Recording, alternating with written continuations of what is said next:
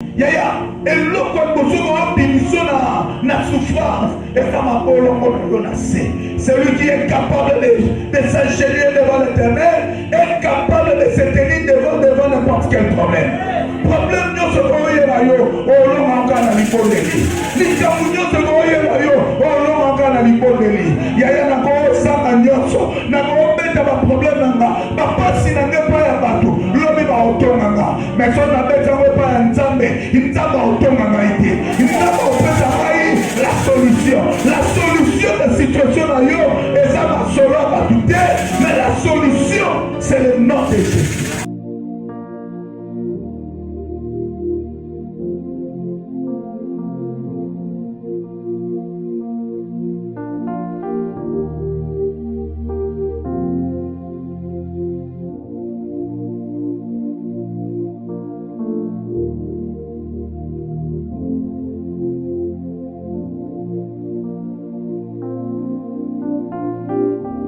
Donc s'élève à moi. Vous savez, avant d'entendre ce texte biblique, avant d'entendre ce samedi-là, ce que je suis calendrier, n'a tout n'a pas bala nyon sobosa. Ou évite d'être bala na yo. Avant le mariage, date on a bon mon amoté. N'a tout une question. Date on a un calendrier, ça a été, ça a été. Est-ce que vous voyez que na date on a beaucoup de souvenirs moko. Vous va quitter. Ndenge moko na mois de juin. Et à la date, je vais vous un souvenir. Nous sommes sages pour comprendre qu'il y a une date, qu'il y aura un miracle qui va s'opérer. Mais on sait que le calendrier, on y est la date à côté. On a parlé le 7 juin. Mais avant le 7 juin, on a parlé le 7 juin Zalaka. Après le 7 juin, on a le 7 juin Zalaka. Mais il y a 2003, et tu as un souvenir. On a assemblé en 2026. Date mon mois de juin, et tu as un souvenir, et marqué mon témoin, et ça va être que ça va noter, parce que vous tambour la date, et ça va être que tambour la autant. Est-ce que vous avez même moi bien? Ok, Nanigito, dans la Bible. Merci, ma chanteur, vous étiez vraiment fantastique. Et surtout, vous avez dit, on a dit,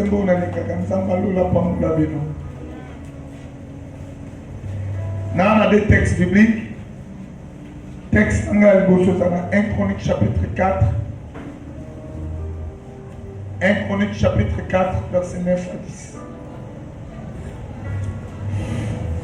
1 Chronique chapitre 4, verset 9 à 10. Nous lisons le nom de Jésus. Jabet était plus considéré que ses frères. Sa mère lui donna le nom de Jabet en disant, c'est parce que je l'ai enfanté avec douleur. Jabet invoqua le Dieu d'Israël en disant, si tu me bénis, et que Dieu n'a pas partagé, en tout cas, à Thomas le Lord, je vous dis, de tout mon cœur. Et pour aider non seulement l'année 2026, pour le mois de juin, mais pour aider pour toute l'année. Sans ça seulement connecté, je suis convaincu. Nous avons une délivrance. Maintenant, que nous avons aspiré pour aider toute l'année 2026. Est-ce que vous avez un même mot à dire? Dans le texte que tu as dit, et ça, l'histoire de Jérémie. Au début du texte, il y a une réalité. La réalité, c'est quoi? Jérémie était plus considéré que ses frères. Avant d'attendre un combo de Jérémie, ce qu'on a dit texte, avant, dans le chapitre 1, si dans le chapitre 1, on entend, va citer au moins 30 noms. Batali va combo 30. Et puis 31e, mais ça combo Jérémie. Après 31e combo Jérémie, Nassima et Jérémie batali au moins 90 noms. Mais constamment dans ça les âmes. Avant Jérémie batali 30 noms, expliquer le côté batenga la famille boye comme ba leki. Après j'ai aimé batenga comme ba leki. Maintenant ba komi na kombo chebe. Ba femme ba Nicolas, il était le plus confortable. Il était ceci, cela. Et il dit qu'on va en 2026, nous avons au grâce. On a la nette batunion sauté. On a la référence à Makambo. Oh yo yebina, oh yo yebite. Nous avons tombé la lion en 2026. Par contre, ça a qui liboso. Par contre, ça la sima. Maintenant, on a l'histoire de la vie de yo. Makambo ya malamo et salama. Makambo ya sika ya minene et salama. Est-ce que vous pouvez savoir normalement? Et il y a une deuxième observation à ça. Comme on a une de Balobéli. J'ai à la tribu à Juda. Quelqu'un est d'accord avec moi? Vous remarquez qu'on a Bambo. Jacob. Tant qu'on prend la banane année 12. Abine ina pambola bino na komi na suka na kufa na pambola bino. Bino lobe bengi mwana liboso. Abi yote ozo li pambolite. Ozo ki mwasi nanga. Ya bi balena misaga bite bino wala kakana makasi. C'est-à-dire, bana maoze la bénédiction du Père. Au lieu d'être béni, le Père ne bénit pas. Au lieu d'être béni, le Père maudit. Est-ce que je parle à quelqu'un de l'église? Moi, dans les beaux a raté bénédiction. Moi, dans mes balades, raté bénédiction. Moi, dans mes sacs, raté. Maintenant, moi, comme dans mon ami, Juda. Et au cas où Juda, tu seras la tête et non la queue. Juda, au Kenebitumba, au Lomba. Juda, au Moniataba, il na makolo. Alors, il est kiti ya bokondi et kolongwate na kata Juda. Est-ce que l'église, vous êtes d'accord avec moi? Mais il y a une curiosité. Dans la boulot, nous sommes dans Juda. Mais si vous avez ça dans mon amour, on est Jébé. À la kata Juda, moi, on a envie, on a passe. C'est comme aujourd'hui, on se dit des chrétiens, mais quelle dimension il y a passe? C'est comme si la bénédiction dont on parle la Bible, tous autres va bénéficier à ma beauté. J'aimais les autres souffrir. J'aimais les autres souffrir. Mais il est de la tribu de Juda. Tu es de la tribu de Juda. Tu es bénéficiaire de la grâce de Dieu. Mais sur terrain, c'est le contraire que tu es en train de vivre. Et dit le n'a qu'à ta souffrance. J'aimerais la comprendre que trop c'est trop. Je dois prier l'Éternel. Trop c'est trop. Si tu me bénis. Oh non, comment on a sima. On a dit comme chose. Si tu me bénis, ce qu'on prend molinga. Ce qu'on prend molinga, c'est la nanga. Ce qu'on s'est dit que ma passion n'a pas yoka. Et l'ongwa. C'est un point de suspension. Et l'Ikoloba, j'aimerais le comprendre, dans la souffrance, il y a des issues de sortie. Oh, alléluia. Quelles sont les issues de sortie? Nous avons la souffrance. Nous avons expliqué d'abord d'une manière générale, et puis nous avons expliqué la particularité à la souffrance. Vous savez qu'il y a même des gens qui travaillent, qui vivent dans la souffrance. Un salaire bien, mais ils traversent des moments de souffrance. Même les chômeurs, même les travailleurs, presque tout le monde vit dans la souffrance. Mais il a dit, si tu me bénis, si tu étends mes limites, si tu fais de sorte que je ne sois pas dans la souffrance, la Bible dit, l'Éternel lui accorda cela. Comment quelles sont les issues des sorties? Bien aimé dans le Seigneur, et ça n'a pas moyen entre bima. Et elle a issue des sorties. D'une manière générale. D'une manière générale. Pour avoir bima la souffrance, et ça n'a pas comme parler. Je dirais même trois. La première des choses, ça c'est d'une manière générale. J'aimerais la citer quand on a une raison de la LGBT. Il y a une chose, c'est le travail. Église Yokanga, Babima, la souffrance des autres, il faut travailler. Travailler au monde à Bola. À la fontaine, alors, travailler, prenez de la peine. C'est le fond qui manque le moins. Un riche laboureur s'attend sa mort prochaine. Fit venir ses enfants, leur garde sa santé. Gardez-vous de vendre l'héritage. Bateka héritage de que nous ont laissé non pas. Un trésor est caché dedans. Je ne sais pas la loi, mais un peu du Coran. Abinaye fouiller péché. Fouiller péché. Ne laissez nulle place où la main ne passe et ne passe. C'est le seul moment où on a bon quand il faut Lucas. Oh, alléluia. Et là, les chrétiens, mais là. Pourquoi? Parce qu'ils ne veulent pas travailler. Il y a un autre exemple, Salah. Oui, mais il n'est pas bon là. Et Salah avec fierté. Salah avec professionnalisme. Oui, mais c'est quand il n'y aura pas bon là. Est-ce que vous battez la main maintenant bien? Oh, d'une manière générale, c'est ça. J'aime à prier. N'est-ce pas une réflexion encore? Avant qu'on a développé alors. N'est-ce pas une réflexion encore?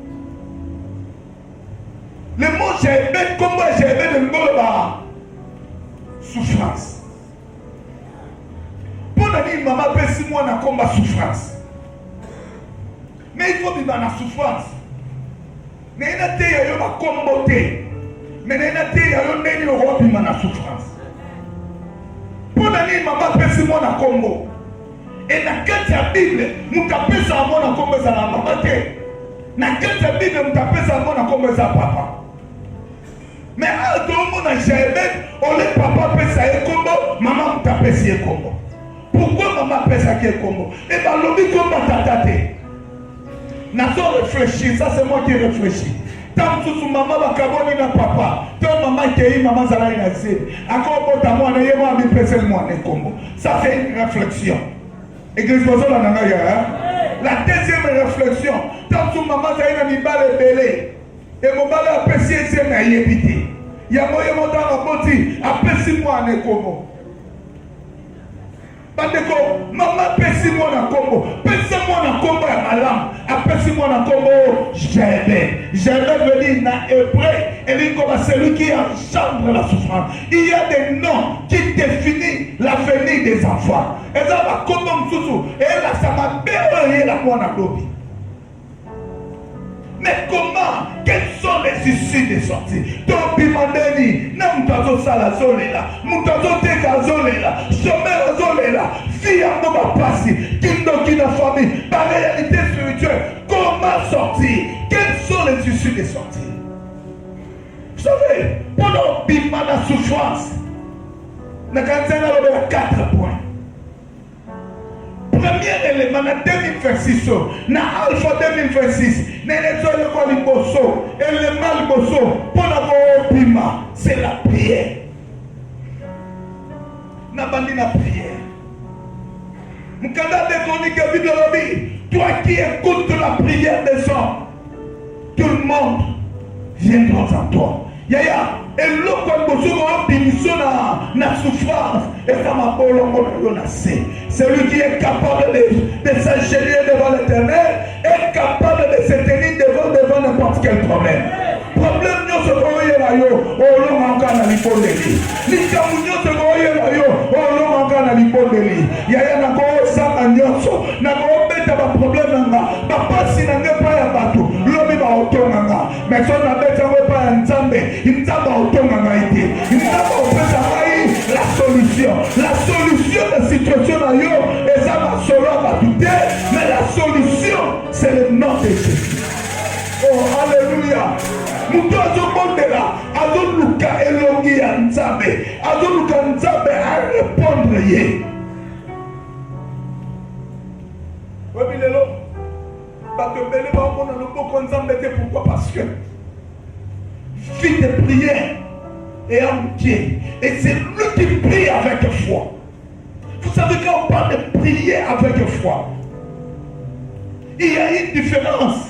La foi en Dieu et la foi de Dieu. Quelqu'un qui prie doit avoir la foi de Dieu et non la foi. La foi en Dieu et non la foi de Dieu. Oh, alléluia. Oh, alléluia. C'est quoi la foi en Dieu? C'est quoi la foi de Dieu? Mais beaucoup de gens qui prient, ils ont la foi de Dieu. Mais moi ce matin, Nénétion Alpha 26 2026. Tu dois avoir la foi en Dieu. C'est quoi la foi en Dieu?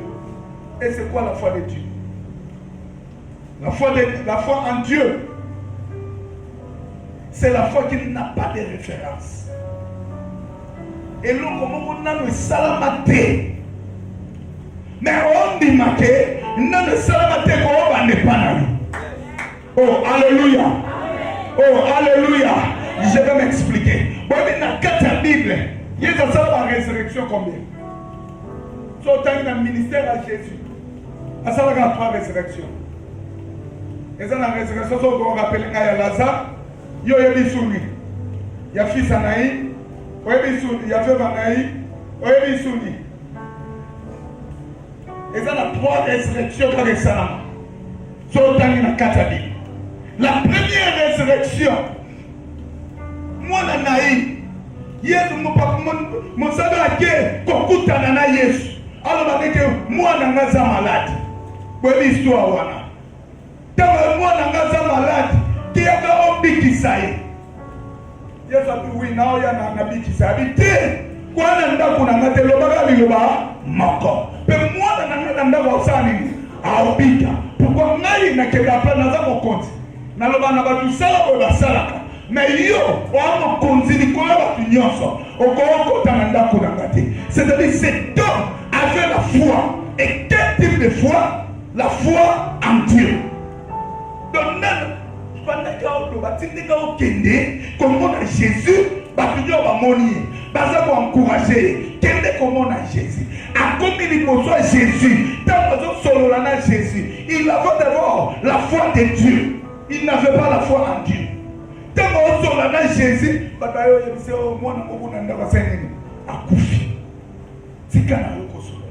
c'est-à-dire, Dieu devant l'impossible. On est dit qu'on découragé, il a compris. Et là, on a le salamate. La résurrection, mais Christ a dit la résurrection. Na moi na ndako. Non, la résurrection.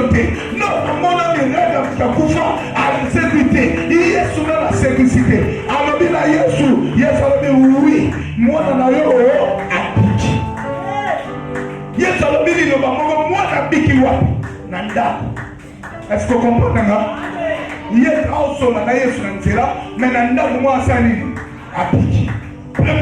la résurrection. La foi en Dieu. Mais si on t'a dit à Jésus, il y a encore une autre personne. Oh, il y a un koufi. Maman, il y a un moko. Oh, il y a un moko. Moi, un koufi. Donc, il y a un kunda moana. Donc, il y a un kunda moana. Bible, le bito, il va bima. Il y a un cortège. Et au kota. Il y a un cortège. Et bima. Oh, alléluia. Oh, alléluia. En d'autres termes, il y avait des cortèges. Cortège au kota. Na cortège au bima. Est-ce que vous êtes d'accord avec moi? Et c'est un cortège sur mon corps. Moi, à Koufi, et c'est un cortège sur mon corps. Moi, dans un bon mort. Cortège au monde à Koufi, c'est le fils unique de sa mère. Mais cortège au monde dans un bon mort, c'est le fils unique de son père. Donc, en d'autres termes, le cortège de la fils unique de son Koutana. Yesu tano kutani Bible lobi Yesu asimi cercueil abina mona asekwa mtu akufa sasa nini asekwe la nanga bien bakutani wapi na nzela. Est-ce qu'on l'a dit? Résurrection de ce salami na ndako. Résurrection de balesani na nzela ba oke okunda mwana. Et troisième type de résurrection Yesu asala ya Lazare si bakundi. En d'autres termes, ne bandeli na alpha Yesu osekusa na nzela Yesu osekusa na suka ya Lazare Yesu osekusa na ina te ya mwana nzambe moko neto bandi ale loboko nzambe za likolo na yo oyo Yesu Yesu kufa Yesu osekusa mo oyo ya beba Yesu osekusa mo na nzela na nende mitresi oyo Yesu osekusa makambo na yo Yesu osekusa sante na yo ela suka mbura loboko nzambe za likolo na yo osekusa yo na tei mwana nzambe moko Salmi Salobi, même si je marche dans la vallée de l'ombre de la mort, je ne crains aucun mal, car l'Éternel est avec moi. Écoutez, je vais vous expliquer. Même si je traverse la vallée de l'ombre de la mort, je ne crains aucun mal. Oh, alléluia. Oh, alléluia. Attends, non, on a amen bien. Alléluia.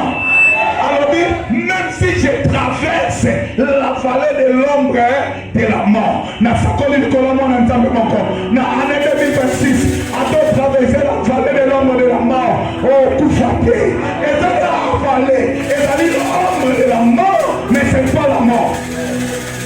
Oh mon Dieu, c'est l'ombre de la mort, mais c'est pas la mort. Mais 2026, tu ne traverseras pas la mort. Ça ne sera que l'ombre de la mort. Tu ne traverseras pas la mort, mais tu traverseras l'ombre de la mort. Oh, alléluia. Alors, mais c'est l'ombre de la mort.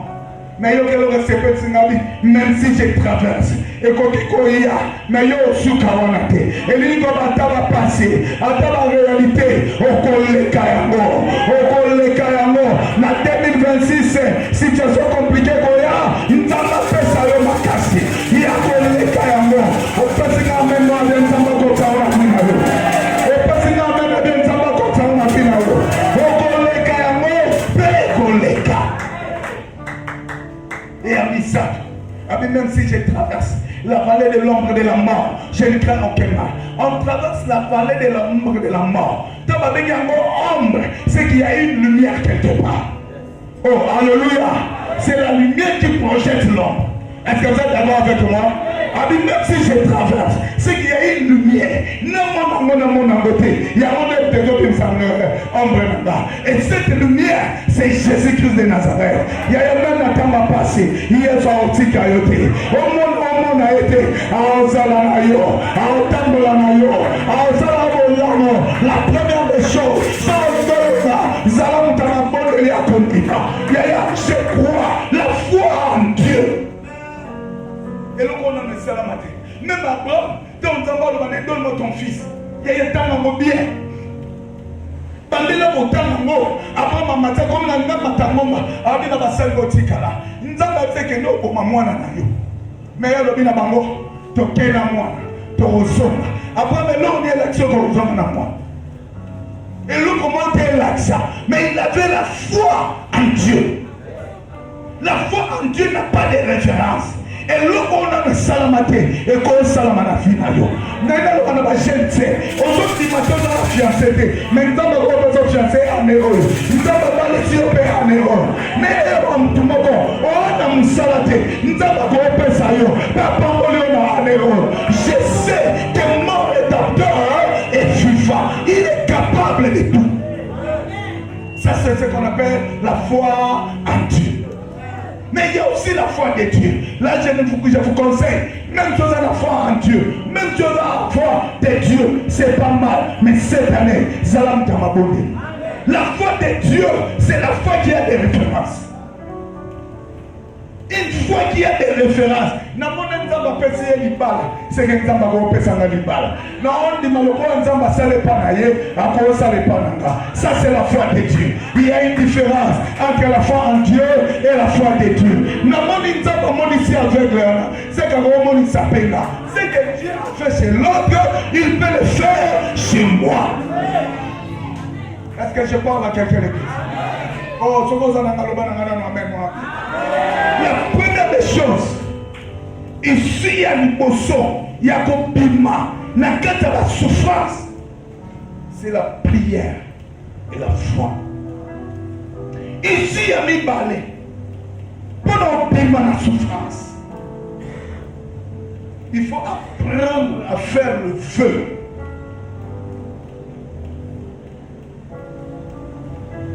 Oui, il faut apprendre à faire le feu. Bible dit dans Psaume 61:6. Car toi, oh Dieu, tu exauces mes feux, tu me donnes l'héritage de ceux qui craignent ton nom. Comme tu en 2026, trop c'est trop. Dans l'exil 2025, va passer. Dans l'exil 2025, va passer. Nous avons un tribu à Gina. Dans le dimanche, va passer. À un certain moment, il faut m'accompagner ici là. Oh, alléluia. On est pour nous, on ne va pas seul. Il faut apprendre à faire le feu. Makamtsusu, non, démontrons tout de suite là. Le feu, c'est une promesse faite à Dieu. Une contrepartie de l'étouffement. Nous avons besoin de saler boye, non saler la yo boye. Je dis papa si tu as ça la fait. Oh, alléluia. Na kata Bible na tango na mwasi mo kone Anne. Anne azo souffrir na gozanga kobota. Kofinga kotuka Anne azo yoka passe. Aoluka solution. Mais yaya akenda kape prier. Assemble la capé, les coloniaux sont les la kepayanza. Mais un jour, en matin en bomba, na prière, avant de prier, Baba si c'est prière, passer l'équipe. Bible la nature dans l'âme, passer l'équipe. À un certain moment, va passer sur l'équipe. Il y a un kosuka boété. Na 2026, il y a un kosa la fait. Avant de dire Seigneur, son pessinga moi mon bal moko. Non, pesa yoye. Nzambe son pessinga. Nzambe na pesité. Il y a une état nzambe moko. On a dit la souffrance sous de bimango. Ce qu'on a dit kosa la feu et pas nzambe. Oh, amen, amen, amen. Oh, amen, amen, amen. Et pendant ce temps, nous avons un prophète. Nous avons un prophète. Quand nous avons un moi dans mobile. Nous avons combattu un PC et moi dans haut. C'est qu'il y a un prophète. Nous avons un PC. Mais comme tout ce qu'on a en 2026, ça va faire pas un temps. L'omba est pas un temps. Nous avons besoin de salélinga, nous avons besoin. Est-ce que vous avez une église? Oh, le bas de la même même histoire, j'ai tant bien. Avec Seigneur, si tu me bénis, si tu étends mes limites, si tu fais de sorte que je ne sois pas dans la souffrance, bah tu prends des suspensions. C'est qu'il y a des paroles.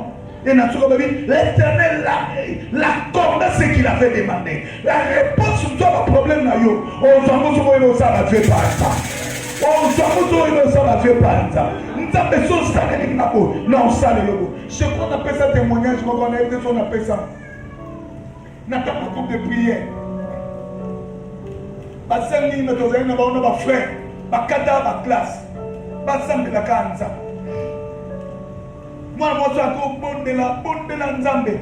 Mais attends, bon, mon bal m'a apporté à l'eau. Avant de voyager, allez au coup d'un épisode berger. Non, voyager. En 1994, on a un berger dans ma campagne. Avec Nzambe na bino, atambola nanga. Ce qui Nzamba pambolinga. Alors, il y a une église. Mais avant à Kende, on a trouvé que la valeur à ordinateur portable était. Mais l'ordinateur portable est sans valeur, tout le monde est là. Parce que à suivre ordinateur portable, pour la chose c'était le ciel. Tu es bien entendu, tu es raté, tu es bien entendu, tu es camoté. Et l'on a valeur à ce pays. Tout semble là. Moi, ça voyage.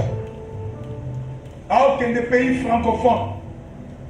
À comme quelque part, ça les Sky dans pays anglophone. Ne va quitter, va quitter. Les policiers d'immigration va suivre passeport. On dit que checker, on dirait qu'il y a faux. On tourne la question anglais attendre la tête. Français coûte à y éviter. Avant de qu'on ne anglais. À quand on dirait mon soeur à Solomoko. Nous sommes avant qu'il à ça qui fait. Nous avons besoin de salaire n'ingapé dans le salaire. Il y a pas fait Kandaka. Est-ce qu'il y a un seul moment moi nous avons ça fait Kandaka. Avant nous avons besoin de payer n'ingapé dans le salaire. Et avant qu'il à la qui nous avons même le départ dans le salaire. Et si quand on va me tout ça, il poup, abandonne le anglais. Bien que anglais on est là, pas compliqué, il peut me balles. Moi, ça va. Mais pendant que on sentit mal il y a mon connaît l'eau. Elle dit que nous avons prophétisé dans le Congo, c'est que nous avons appelé à prophétiser. Soit Kanda, elle doit être refoulée en anglais. Habitant son zambati n'a prophétisé. N'a prophétisé kabayoka le canisian zam. Tanga pinisi maloba wana. Olebi ma prophétie, moi na moi ça comme koloba anglais. Aoloba anglais pur. Et par contre, il va comprendre. Pourquoi? Parce que avant qu'il y ait une zambe tambola nanga, je vais dire à un enfant de Dieu, si tu sais faire le feu, nzambe à côté défendre yo, nzambe à côté likambola yo, yaya, ça le feu et bien nzambe à oti kalote. Est-ce que moi nzambe moi ça n'a pas le amen moi bien? Oh, le monde n'a pas amen moi bien. Bandeko, Bible dit, l'Éternel lui accorda ce qu'il avait demandé. Maintenant, il a fait son conseil. Namto ça l'a fait. Namto ça l'a fait. Bible dit, c'est un piège pour l'homme de prendre à la légère l'engagement sacré. On sala kabana sala na sote ko sala pono sala te maintenant on sala feu na kokisango église ozona nanga malamu tant on a feu wana o kokisa ya monde za na réponse à likambo na awo weza likambo porte ko fongo mela yo soko ebe osala ba feu nzambe soko sala linga boye na oso lelo na église na siso te. Dans la société, on a fini. Pour la promesse à l'accomplissement. Dans la semaine, nous avons accompli la promesse. Moi, maman, moi, la ninga zaki modératrice à l'élo. Non, moi, le mot, il s'appelle toi, la ninga, il m'a papa. Oui, mais t'as monté à comprendre le locomogo. Na sambe la nzambe na bote. Mais ma bote yete. Na sambe la nzambe.